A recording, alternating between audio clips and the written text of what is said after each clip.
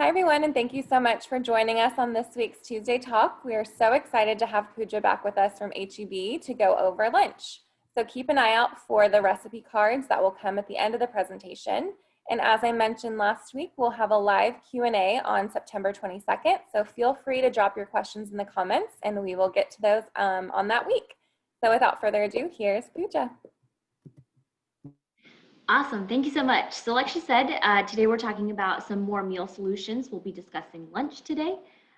So let's go ahead and just get started. If you missed us last week, I just wanted to go ahead and introduce myself. So like she said, my name is Puja. I'm one of the dietitians over at HEB.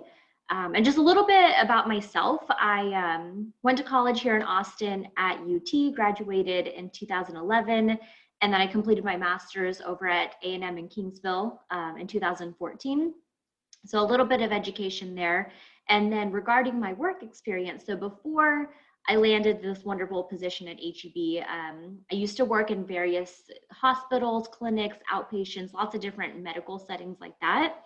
And if you're kind of wondering, like, why did you go from a hospital to a grocery store? So that is because, you know, as I worked in the hospital, especially primarily in the ICU, I was seeing a lot of people that were coming in for, you know, some sort of like diabetes complications or heart disease or a stroke. And I just kept thinking that a lot of people are coming in for a lot of these issues, but so much of that is so preventable. You know, if people just maybe knew how to eat a little bit better, how to exercise, how to manage stress, but really that big emphasis on if they just knew how to eat a little bit better. So that's why it makes a lot of sense to actually put a dietitian in the grocery store, because that's exactly what we do. We walk through the store with you, kind of teach you a little bit about how to eat better. And so I feel like on this side of dietetics, that it's just a lot more preventative. So we don't have to have a lot of people in the hospital for conditions that don't need any hospitalization.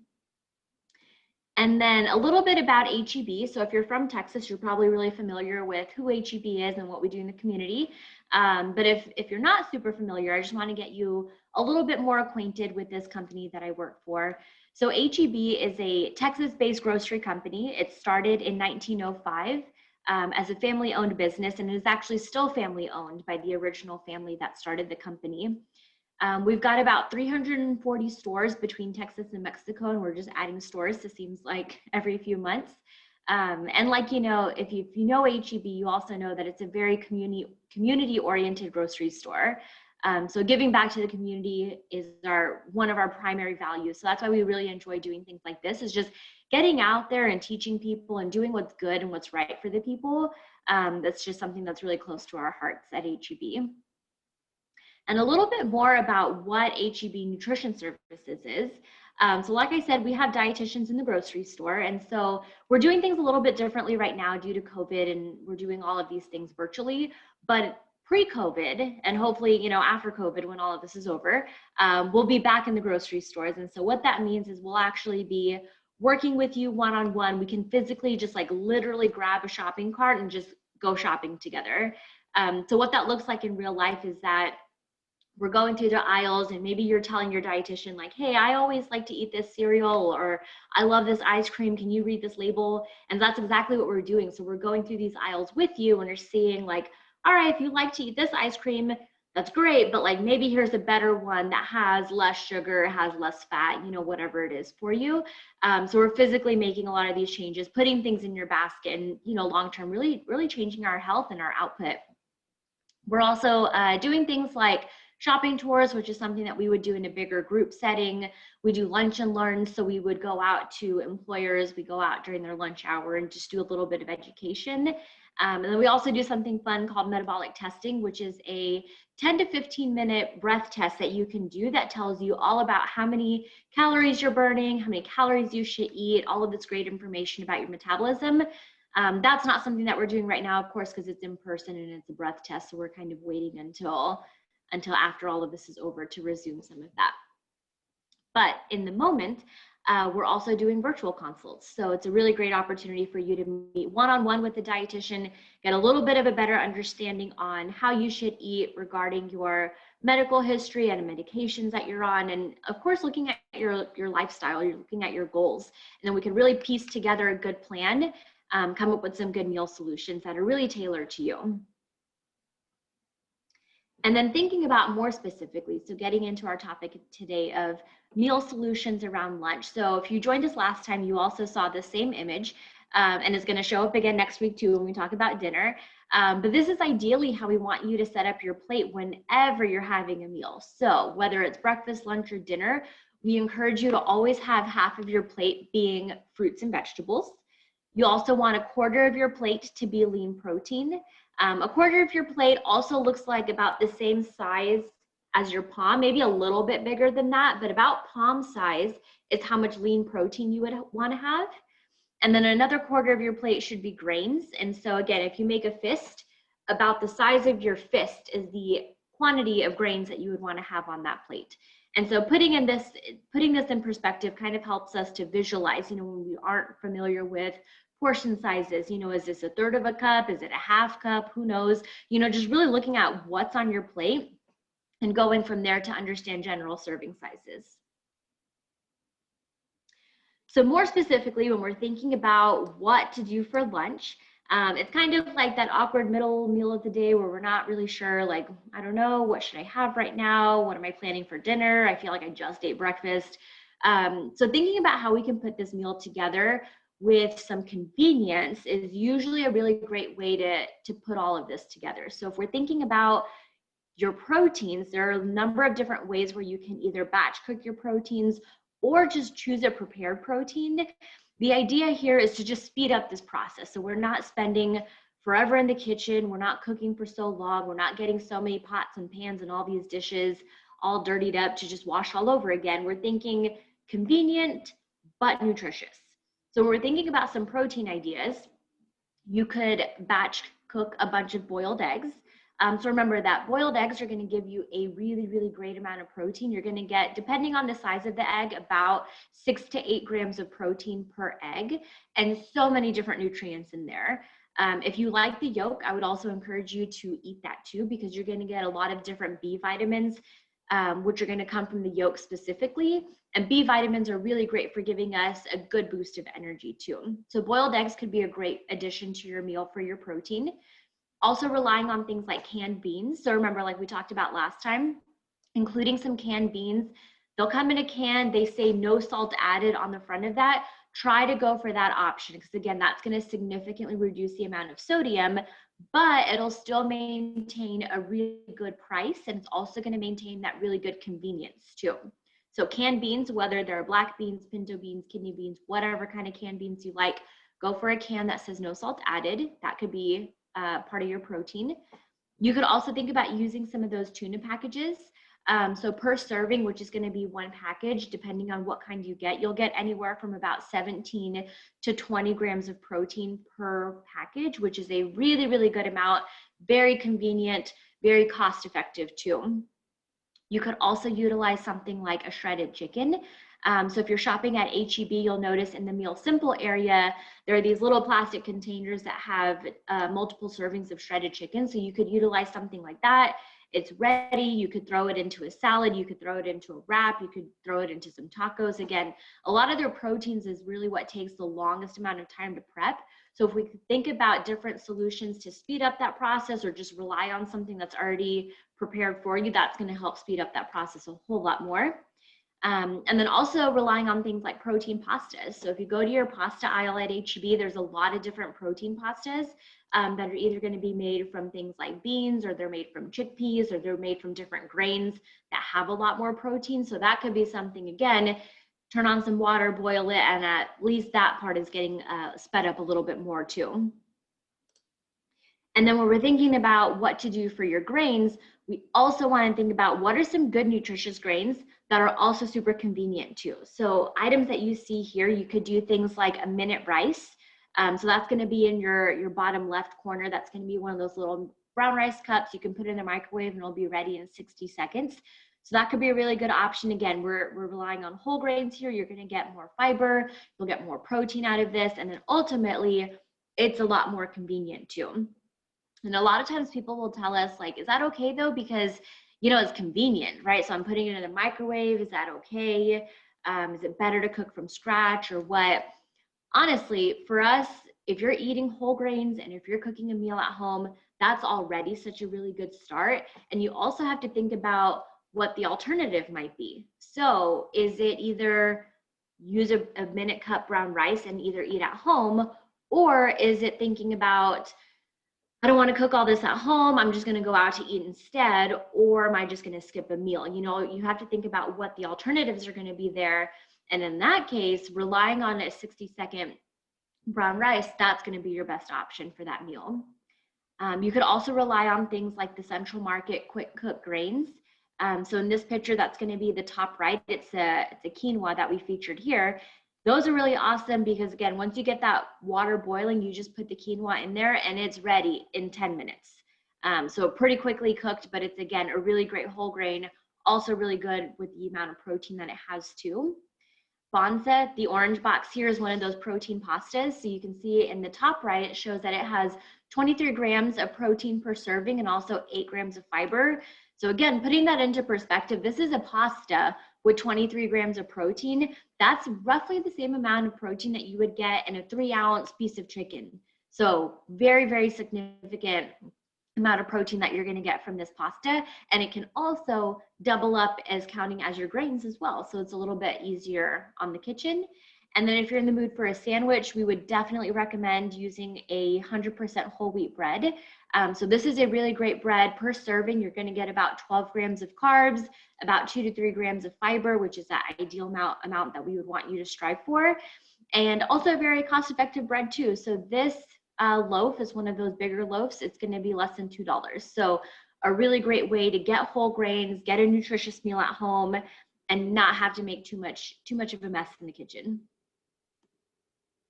We can also think about using leftovers for lunch too. So things that work out well for leftovers would be something like a pasta. Whether you're using a warm pasta or you're making it into a pasta salad, that's something that works out really well as a leftover. Even something like a stir fry. So if you wanted to use a rice or a noodle to count as your grains, throw in whatever kind of protein, whether it's a chicken or some boiled eggs or it's tofu, whatever kind of protein, and then add in all of those stir fry veggies. Stir fries are great because that's actually something that you can make in a really big batch. And then it works out well for either freezing or using it as leftovers for the next day. Other things that work out well for leftovers could be something like a soup or a chili. You know, it's already September somehow, and eventually in the next couple months, it's going to get a little bit cooler. So using things like a soup or a chili, having it for dinner the night before, turning it into leftovers, that works out really well also. And then lastly, I want to emphasize that lunches and dinners and even breakfast, they don't have to look a certain way. You know, there aren't certain meals or foods that need to be included at all of these meals. So you could by all means just put together a snack tray and call that a meal. So that's what you see right here in this picture. Beautiful picture, lots of different colors, lots of different flavors, textures. Just put all of these foods together and just call it a meal. So what you see pictured here are going to be different proteins. You've got your meats, you have different cheeses here. You have pistachios, which are going to count as your healthy fats, also going to give you some good fiber and some good protein.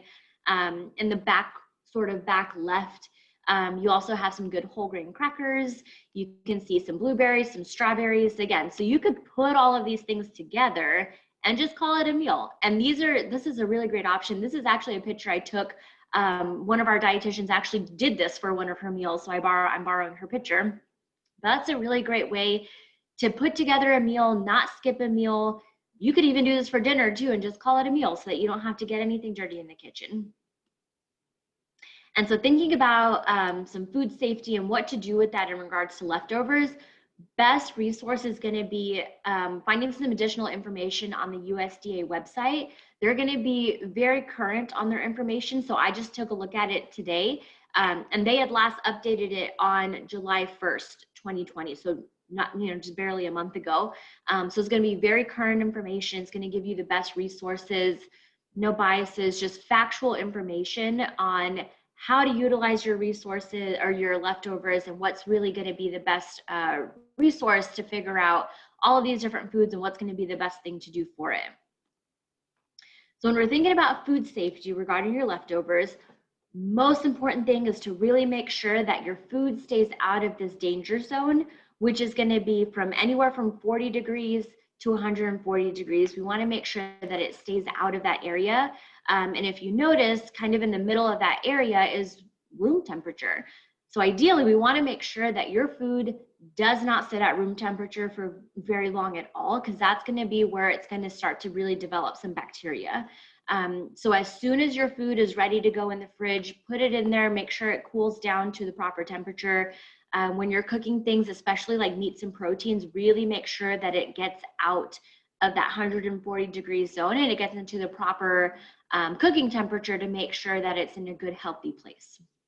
So ideally, once your foods are already prepped, once you're done using it, put it back where it needs to go so it stays out of that danger zone. Also ensuring that you're covering them up correctly when you're storing. So making sure that you're keeping air out of them, you're retaining moisture. Overall, just really trying to make sure that we're preventing bacteria overgrowth. So making sure that either you're wrapping it tightly with some saran wrap or some foil, or you're putting it in a proper container that takes out a lot of this air. That's going to be a primary way to make sure that your food is safe, and then also it's going to last as long as you want it to last. Thinking about how long these things are going to last, in the refrigerator, foods are going to last about 3 to 4 days. In the freezer, about 3 to 4 months. Usually in the freezer, it can stay longer, but I put down 3 to 4 months because at that point you might lose a little bit of the quality or the texture, or maybe some of the taste is going to get a little bit compromised. But either way, utilize your senses primarily. So think about how it smells. Does it look right? Does it seem a little bit off? Utilize your senses. Just don't go by just strictly by those days. When you're thawing foods, so if you're pulling it out of the freezer and you want to use it later that day, using the refrigerator method is going to be the best way for you to thaw your food. So what that means is taking it out of the freezer, putting it in the refrigerator to thaw, to make sure that it still stays in the proper temperature and you're not going to put it in risk of being in the danger zone. So what that means is make sure we're not taking foods out of the freezer and then putting it on the counter to thaw. I know it would thaw quicker that way, but then again, we're kind of risking it being in that danger zone for a little bit longer than it should, and then again, put ourselves at risk for developing some bacteria in that item. And lastly, just as a good reminder, it is safe to refreeze previously frozen foods. So if you already had some leftovers, you put it in the freezer, you thawed it, you ate it, but there's still some more leftovers, it's safe to go ahead and just freeze that back up and just put it back in the freezer. But again, you might compromise a little bit on the texture, on the quality of the foods. So what you could do is before you put it in the freezer, just separate it out into a couple different batches first, so you don't have to thaw this massive item and then have to refreeze it and do this process all over again. Just kind of separate it out into multiple different batches.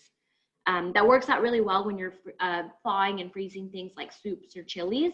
And that way it's also going to speed up how long it takes to thaw because it's not as big of a quantity.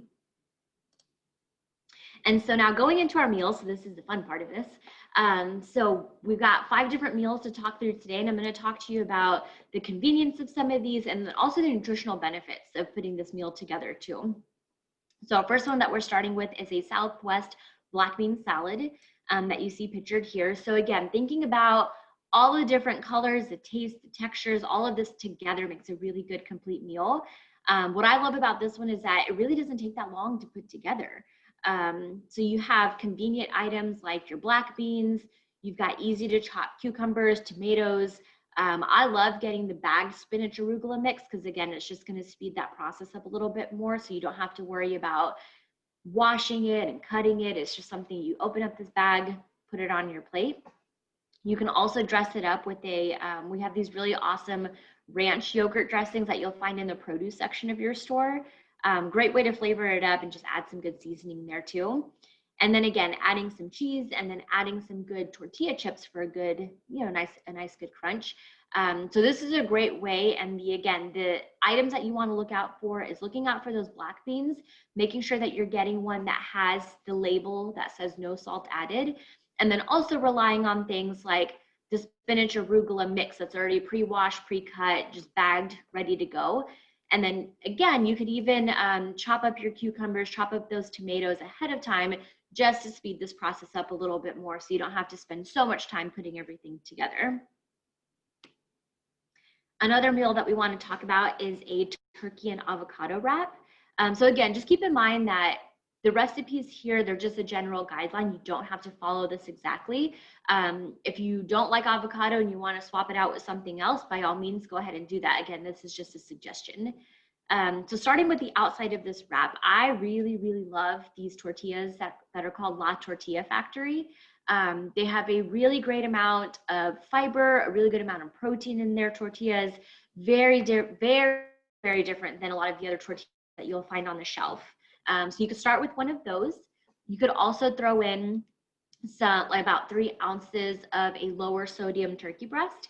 But again, it could be whatever protein you wanted. If you had some leftover shredded chicken, or if you got a rotisserie chicken and you wanted to repurpose that, you could by all means just throw that into a wrap and you don't have to worry about getting specific ingredients to this meal. And then again, using things like the spinach arugula mix, easy thing that you can just add into this meal. And then adding in a half small avocado. Remember, avocados are a really, really great source of good healthy fats. They're going to take care of our hearts. They're also going to throw in some extra fiber into this meal. And then of course, a really good level of some creaminess. But if you feel like avocado is not your thing, you don't really want to do that, I would still encourage you to use some sort of better for you type of spread or a better for you kind of dressing in here. And in that case, you could use something like a hummus. Lots of different flavors for hummuses. They also spread well. They go easily in wraps. So that could be something that you swap it out with. And then again, adding in your cup of your fresh fruit. So if we think about this meal, so remember earlier we talked about half of your plate being fruits and vegetable, a quarter of it being protein, and a quarter of it being some good grains. So remember, it doesn't always have to look like that. It could be a wrap, but it's still gonna have all those same components. So if you think about this meal, or we're thinking about half of that plate being fruits and vegetable, we still get the same thing here where you're getting a cup of that seedless watermelon, that's going to count as your fruit, and then a cup of your spinach arugula mix, that's going to count towards your vegetable. And then again, you'll have your turkey that counts as your protein, and then your whole grain wrap, which is going to count as your grains. So remember, things can look a little bit different. We just want to make sure that the right ratios are there, the right portion sizes, and that you're getting a variety of foods on your plate whenever you're eating. Another meal that we can talk about for your lunch is also doing some street tacos. So again, this is something easy that we could put together, considering if you've got some leftover chicken, or if you're cooking that for the week, that's something that can last a little bit longer. So in this case, you could use your tacos, have your 3 ounces of your chicken breast. You can have some corn added to this. You can add some green peppers, all on top of your corn tortillas with some cheese. So again, this is going to take care of all of those key nutrients that we want you to get at a meal. So if we're thinking fruits and vegetables, we're getting a good amount of that between your corn and between your spinach. Your protein in this case is going to come from your chicken, and then your grains is going to come from those wonderful corn tortillas as well. Another option, if you're more of a salad kind of person, you could definitely put together this chicken cucumber salsa salad. So as you see, there's a theme here, right? So we're trying to use one main protein. That way it saves you a little bit of money as you're doing your grocery shopping. You can prepare it all at once, so you're not having to buy all these different ingredients. Really, we're just using one main protein and then figuring out what are different meals that we can turn this into. So as you can see, we could use the chicken, turn it into a salad. You can have tacos, you could throw it into a wrap. It's again, one main protein, many different ways. So in this case, you're gonna throw in your 3 ounces of chicken breast, a cup of your romaine lettuce, some cucumbers, some salsa, again, some tortilla strips, and then again, to have some extra fruit at this meal, we're gonna throw in some fresh red grapes. Another option that we could consider for one of your lunches would be doing some beef pitas. We get a lot of questions about beef. You know, is that okay to have? It's red meat. What's the case there? We're totally fine with you having a good variety of protein.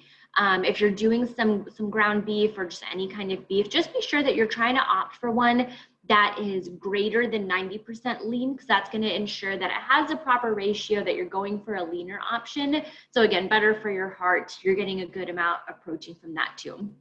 We can talk a little bit more about that in a one-on-one session if you have some more questions there. So putting all of this into a pita, so starting with your 3 ounces, so remember that's going to be about the size of your palm, starting with that much protein, throwing in some cucumbers, some red onions.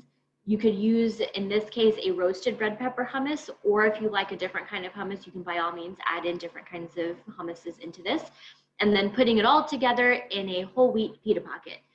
So again, this is something, as long as that beef is cooked ahead of time, maybe it was something that you had for dinner and you're repurposing this as a leftover, the other ingredients are pretty easy to put together. So slicing up your cucumbers, slicing your tomatoes, slicing your onions, pretty easy to put that together, and putting it all into a pita, very easy way to put this together for a very quick lunch. And lastly, if you were with us last time, again, same thing, but it's the same point that I want to drive home, is really making sure that we follow these 3 things when we're thinking about whatever kind of meal, snack, anything that you're eating. So first, make sure we're keeping it simple. Thinking about if you're looking into new recipes or just figuring out, you're getting bored of what you're eating, make sure that we're still keeping it simple enough to where it's something that you can maintain for the long term.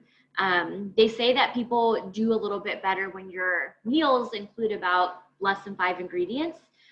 So thinking about that, keeping that in mind, also keeping it simple in the sense of what can the store do to kind of help you put these meals together. So relying on things like canned beans versus dry beans, something that's convenient. It's going to speed up that process a little bit more.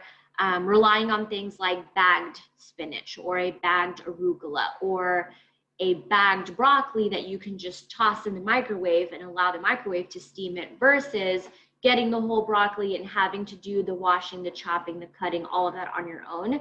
So utilize things like that just to make that process go a little bit easier for you. Also, making a plan. So thinking about, what am I doing this week? What are your commitments? How much time do you have allotted for lunch? And then also think about what, like we talked about today, what's that one main protein, or what's something that you can make in bulk that can last you for a whole week? So thinking about, do I have chicken already? And is that something that we can spread out into making into a lot of different meals? Or what's something that you love eating that maybe you can just throw it all into a crock pot and just let it cook for a couple hours? Maybe you set it in the morning and then it's ready later in the day. So think about making a plan. Also considering your vegetables too. So think about including some meals that might use the same vegetables, so that maybe you can just sit one day and chop up all of your onions or chop up all of your celery. So you're, again, doing all the work once, but you're benefiting from it all week. And then lastly, also just make sure that you're eating what you're loving and that you're loving what you're eating, because that just makes the process go a lot easier. So think about what meals you're making. Just make sure you love those foods. Because again, there's no point in eating something just for the sake of getting the nutrition benefit out of that if you're gagging the whole time while you're eating, because that's not benefiting anybody really. And then also think about if there are particular foods that you just love and you feel like for whatever reason you can't have them, work with a dietitian and really figure out, I love this food, how can we still have it? Because I'm a dietitian and I will tell you there is no food that is off limits. By all means, if you love breads and pastas and ice creams and desserts and all the things, like we all love all the things, there is a way for us to make a good plan that works out for everybody, that can benefit you nutritionally and take care of all of your health concerns. So really just make sure that all of this is coming together that way. And then lastly, I just wanted to give you a little heads up for next time. So next time, next Tuesday, we'll be talking about dinner meals, specifically meals that can be done in less than 30 minutes, because we don't want to spend forever cooking in the kitchen, and a lot of dinner meals can take a little bit longer than that. So specifically talking about meals that can be done in about 30 minutes. Again, considering leftovers for dinner and what we can do about that, especially regarding food safety. And then again, just focusing on some more meal ideas, just to give us some more inspiration, more creativity in the kitchen.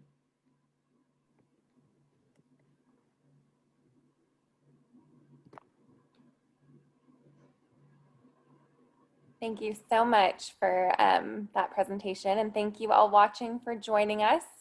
We are so grateful to have y'all here.